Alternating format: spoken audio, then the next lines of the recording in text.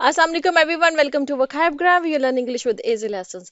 आज के इस लेसन में हम कुछ इंपॉर्टेंट फ्रेजल वर्ब्स और कुछ फ्रेजेस हैं ऐसी वो पढ़ेंगे जो हमें एवरीडे कन्वर्सेशन के लिए जिनकी ज़रूरत होती है। ये बहुत इंपॉर्टेंट लेसन है, इसमें आपको बहुत सादा सादा से हैं फ्रेजल वर्ब्स और कुछ फ्रेजेस हैं। वो पढ़ना और उनको जानना बहुत ज़रूरी है क्योंकि आप अपनी एवरीडे कन्वर्सेशन में जिन बातों का इस्तेमाल करते हैं वहाँ पर आपको इन फ्रेजल वर्ब्स की या इन फ्रेजेस की या इडियोमेटिक एक्सप्रेशंस आप कह लें, इनकी आपको ज़रूरत पड़ेगी। तो उसके उसके लिए ये जो लेसन है आपकी स्पोकन इंग्लिश के लिए ये इंपॉर्टेंट लेसन है। चलें जी शुरू करते हैं। जैसे कि पहला है वॉच ओवर। वॉच ओवर का क्या मतलब होता है? वॉच ओवर का मतलब होता है ध्यान रखना, जो हम कहते हैं please watch over my snacks, मेरे स्नैक्स का जरा ध्यान रखना। ठीक है, जैसे आप किसी को कहना होता है कि यार ये जरा मेरी किताबों का ध्यान रखना, please watch over my books, I will be back in 15 minutes, मैं 15 मिनट में वापस आती हूँ। ठीक है, या 10 मिनट में वापस आता हूँ या आती हूँ। ठीक है, please watch over my luggage, मेरे लगेज का ध्यान रखना। ठीक, किसी को भी अगर आपने कहना हो अपनी किसी भी चीज का कि आप किस चीज को थोड़ी देर के लिए वो उसका ध्यान रखें, तो वहां पर आप जो है ना वॉच ओवर जो है वो फ्रेजल वर्ब इसको इस्तेमाल करेंगे। जैसे कि आप सेंटेंस है इसका ये कि can you please watch over my kids while I run to the store, I will be back in 15 minutes. कि क्या तुम मेरे बच्चों का जो है ना वो थोड़ी देर के लिए ध्यान रख सकती हो कि मैं जो है स्टोर तक होकर आ जाऊं, मतलब स्टोर पे अपने कोई चीज खरीदनी है तो आई will be back in 15 minutes, मैं 15 मिनट में वापस आ जाऊंगा या आ जाऊंगी। अच्छा जी, नेक्स्ट है जी हमारे पास वो है जी फॉल ऑफ। फॉल ऑफ का क्या मतलब? टू टू ड्रॉप और डिटैच फ्रॉम समथिंग और समवन, किसी चीज को किसी दूसरी चीज से नीचे गिरने को हम जो है ना उसके लिए हम फ्रेजल वर्ब फॉल ऑफ जो वो कहते हैं। जैसे कि pen fell off the table, pen जो है वो टेबल से नीचे गिर गया। I fell off the chair, मैं चेयर से नीचे गिर गया। या I fell off the bed, मैं बेड से नीचे गिर गया। ठीक है, we fell off the building, हम बिल्डिंग से नीचे गिर गए। या the kid fell off the building, जो बच्चा है वो जो बिल्डिंग है उससे नीचे गिर गया। किसी चीज के बारे में नीचे गिरने के लिए, किसी चीज के ऊपर से नीचे गिरने के लिए हम जो फॉल ऑफ है इसको इस्तेमाल करते हैं। फेल ऑफ इसका जो ना मतलब पास्ट है। ठीक है, जैसे कि सेंटेंस है the painting on the wall fell off during the earthquake, कि जब अर्थक्वेक आया तो वॉल पे जो पेंटिंग लगी हुई थी वो नीचे गिर गई। अब वो किसी चीज के ऊपर से नीचे गिरी है ना, तो फेल ऑफ, फॉल ऑफ या फेल ऑफ ऑब्वियसली उसका पास्ट है। ठीक है, तो painting on the wall fell off during the earthquake. अच्छा जी, नेक्स्ट हमारे पास है वो है जी वेयर ऑफ। वेयर ऑफ का मतलब ये होता है कि जैसे आप कोई चीज जो है किसी चीज का जो इफेक्ट होता है समथिंग टू डिमिनिश और फेड अवे के लिए इस्तेमाल होता है। इसको हम यूज करेंगे कपड़ों का जो रंग धीमा पड़ जाता है ना उसके लिए वेयर ऑफ। ठीक है, आपने कोई नया कपड़े पहना है तो उसके जो है वो रंग जो है वो आहिस्ता आहिस्ता जो वो फेड अवे हो रहा है इस्तेमाल के बाद, तो उसको हम वेयर ऑफ कहेंगे। जैसे कि इसका सेंटेंस ये है the colour on my favourite pair of jeans has started to wear off after years of washing and wearing. आप साला साल जो है वो आपकी फेवरेट कोई पेयर ऑफ जीन्स है जो आपको बहुत पसंद है, आप उसको बहुत सालों से पहन रहे हैं, आप जाहिर बात है वो धुल रही है और वो पहन रही है तो उसका फिर कलर आप देखेंगे वो कलर जो है वो उसका धीमा पड़ने लग जाता है। ठीक है ना, तो वो जो कलर है वो वेयर ऑफ हो रहा है। अच्छा, इसी तरह शूज जो है, जब शूज हम बहुत ज्यादा इस्तेमाल करते हैं, मैं कहीं यहाँ पर मैं उसको भी मेंशन कर दूं, तो जो जो शूज के लिए ना हम वेयर आउट इस्तेमाल करते हैं। ठीक है, कपड़ों के लिए कपड़ों का जो रंग होता है उसके लिए हम वेयर ऑफ इस्तेमाल करते हैं। और जो शूज हैं जैसे वो पहन पहन कर जिसको हम कहते हैं ना वो घिस घिस जाते हैं। ठीक है, उनकी वो जो शाइन, उनकी जो क्वालिटी है वो खराब हो जाती है। ठीक है, तो वो वेयर आउट करते हैं। ठीक है, अच्छा जी, नेक्स्ट हमारे पास है वो है जी बैकआउट। बैकआउट का क्या मतलब है? किसी चीज से पीछे हटना।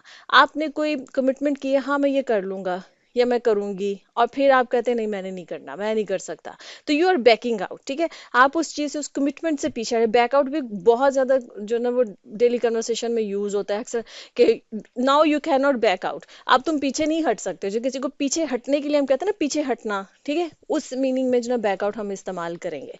जैसे कि सेंटेंस इसका ये है we had to find a new caterer after the original one backed out unexpectedly. देखिए, आप कोई इवेंट है वहां पर आपने कोई केटरर जो है वो उसको अरेंज किया हुआ है और वो लास्ट मिनट पे जो केटरर है वो बैकआउट कर गया है, मतलब वो पीछे हट गया, वो कह रहा है मैं नहीं आ सकता, मेरी कोई और शायद कमिटमेंट है या कुछ भी है। ठीक है, तो अब आपको एक नया कैरेक्टर की वहां पर जरूरत पड़ेगी। नेक्स्ट हमारे पास है वो जो पुट असाइड। पुट असाइड जो है इसका मतलब एक तो ये होता है साइड पे रखना, जो उर्दू में हम कहते हैं ना किसी चीज को साइड पे रखना, पुट असाइड, इस चीज को साइड पे रख दो। लेकिन इसको साइड पे रखने के लिए इन अ सेंस हम तब भी यूज करते हैं जब हम किसी मनी को जो है ना वो किसी मतलब किसी और टाइम के लिए सेव करके जब रखते हैं ना, तो हम मनी के लिए भी पुट असाइड यूज करते हैं। पुटिंग असाइड मनी मतलब कि पैसा जो है वो आप सेव करके साइड पे रख रहे हैं, जैसे कि I need to put aside some money every month for my vacation fund. आप वेकेशन के लिए किसी और चीज के लिए, आप किसी कोर्स के लिए आप पैसे जमा कर रहे हैं, ठीक है, तो you are putting aside that money. आप जो है ना वो पैसे, हम यही कहते हैं ना मैं थोड़े थोड़े पैसे बचा के साइड पे रख रहा हूँ या रख रही हूँ, ठीक है, हम अपनी आम कन्वर्सेशन में बोलते हैं, तो पुट असाइड उसी उसी सेंस में इस्तेमाल हो रहा है। और पुट असाइड वैसे भी होता है किसी चीज को साइड पे रख देना, जैसे कि let's put aside our differences, आओ अपने जो इख्तलाफात हैं इनको हम साइड पे रखते हैं, ठीक है। तो पुट असाइड का मतलब ये मनी सेव करने के मीनिंग में भी इस्तेमाल होता है और किसी चीज को साइड पे रखने के मीनिंग में भी इस्तेमाल होता है। नेक्स्ट हमारे पास हुआ है जी डेड अगेंस्ट। अब ये डेड अगेंस्ट जो है ना ये फ्रेजल वर्ब नहीं है, इसका फ्रेज कह सकते हैं, ठीक। अच्छा, ये क्यों हम यूज करते हैं, इससे पहले जो सारे थे वो फ्रेजल वर्ब्स थे। इसका मतलब ये होता है डेड अगेंस्ट का मतलब ये कि बहुत ज्यादा मुखालिफ, ठीक है। I am dead against democracy, में डेमोक्रेसी कोई भी नहीं है, डेमोक्रेसी सही होती है, बात कर रही हूँ एक। या I am dead against dictatorship, या आई एम डेड अगेंस्ट, आप किसी भी चीज के बहुत ज्यादा मुखालिफ है ना तो आप डेड अगेंस्ट है। आपके पेरेंट्स जो अगर आपकी किसी बात के बहुत ज्यादा मुखालिफ है तो वो डेड अगेंस्ट है, ठीक है। तो जैसे सेंटेंस है my parents are dead against the idea of me travelling alone, कि मेरे जो पेरेंट्स हैं वो इस चीज़ के सख्त मुखालिफ हैं कि मैं अकेले सफ़र करूं, ठीक है। हमारे यहाँ माशरे में ख़वातीन के लिए पेरेंट्स होते हैं, होना भी चाहिए क्योंकि उनकी सेफ्टी के लिए ज़रूरी होता है। तो पेरेंट्स आर डेड अगेंस्ट, के जो पेरेंट्स हैं वो इस चीज़ के सख्त मुखालिफ हैं कि अकेले ट्रैवल किया जाए। हाँ, नेक्स्ट हमारे पास है वो है जी बी ऑल ईयर्स। अच्छा, ये भी जो है वो फ्रेज है, आप इसको कह लें। बी ऑल ईयर्स का मतलब ये होता है, ये भी बहुत ज्यादा इस्तेमाल होता है, इसका होता है टू बी फुली अटेंटिव, गौर से सुनना, ध्यान से सुनना, ठीक है। जैसे टीचर क्लास में बोलती है बी ऑल ईयर्स, मतलब सब लोग ध्यान से सुनो, जो वो बताने लगती हैं उसके लिए उससे पहले वो बोलती हैं बी ऑल ईयर्स, मतलब जो मैं कहने लगी हूँ उसको ध्यान से सुनो। इसी तरह से अक्सर लोग कहते हैं ना आई एम ऑल ईयर्स, ठीक है, उनका कहने का मतलब ये है कि मैं ध्यान से सुन रहा हूँ, मैं पूरी तवज्जो से तुम्हारी बात सुन रहा हूँ या सुन रही हूँ। जैसे कि सेंटेंस है go head and tell me your story, I am all ears, मतलब चलो अपनी सारी स्टोरी बताओ, जो हुआ था ना सबका सब बताओ। आई एम ऑल ईयर्स मीन्स कि मैं ध्यान से पूरी अटेंशन के साथ तुम्हारी बात को सुन रहा हूँ या सुन रही हूँ। नेक्स्ट है जी be no more. Be no more जो है ना ये हम यूज करते हैं जब हमने किसी चीज के बारे में कहना है कि वो चीज अब मौजूद नहीं है। बी नो मोर, ठीक है। इसी से आपको इस फ्रेज से ही आपको पता लग जाएगा कि वो चीज अब मौजूद नहीं है। अभी किसी चीज के लिए भी और किसी इंसान के लिए भी, अब अगर इंसान जो है वो मौजूद नहीं है तो इसका मतलब है कि वो इस दुनिया से रुखसत हो गया है, ठीक है। तो ये किसी इंसान के लिए भी इस्तेमाल होता है, जब इंसान के लिए इस्तेमाल होगा तो इसका मतलब है कि वो इंसान जो है वो फौत हो गया है, वो इस दुनिया से रुखसत हो गया है।